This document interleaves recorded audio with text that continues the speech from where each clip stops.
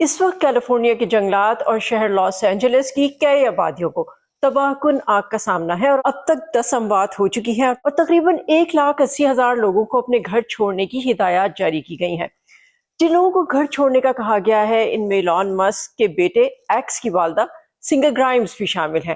گرائمز نے ایکس پر لکھا، کیا پورا شہر جل جائے گا؟ یہ ایک سیریس ٹریجڈی ہے۔ ہالی ووڈ ہلز، جہاں ہالی ووڈ کے فنکاروں کی رہائش گاہیں ہیں، اس کے 55 مربع میل سے زیادہ کا حصہ جھلس چکا ہے۔ آتش زدگی کی شدت پچھلے 4 دہائیوں میں سب سے زیادہ بتائی جا رہی ہے۔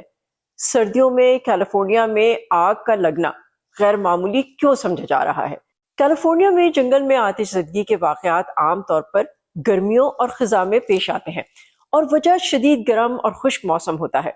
ماہرین کے مطابق موسمیاتی تبدیلیوں کی وجہ سے جنگلات کی آگ لگنے کے پیٹرن بھی تبدیل ہو رہے ہیں، اور اب جنوری میں جب امریکہ کے زیادہ تر علاقے بالخصوص ایسٹ کوسٹ پر برف باری کا سامنا کر رہے ہیں، ویسٹ کوسٹ پر واقع کیلیفورنیا آتش زدگی فیس کر رہا ہے۔ اس کی وجہ بھی وہاں کا خشک موسم اور تیز ہوائیں ہیں۔ لاس اینجلس میں لگنے والی اس آگ کی حتمی وجوہات کیا ہیں، اس کو انویسٹیگیٹ کیا جا رہا ہے۔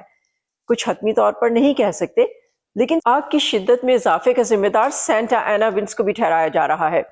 صحرا سے اٹھنے والی یہ ہائی پریشر ہوائیں پچھلے 10 سال کی شدید ترین ہوائیں تھیں۔ سینٹا اینا ہوائیں گرم اور خشک ہونے کی وجہ سے آگ کے خطرے کو بڑھا دیتی ہیں۔ یہ ہوائیں 150 کلومیٹر فی گھنٹہ سے زائد رفتار سے چلی، جس کی وجہ سے آگ انتہائی تیزی سے پھیل گئی۔ کیلیفورنیا میں 1984 کے بعد سے جنگل کی آگ کے 423 بڑے واقعات کے ایک جائزے کے مطابق ان میں سے صرف 4 واقعات موسم سرما میں پیش آئے ہیں۔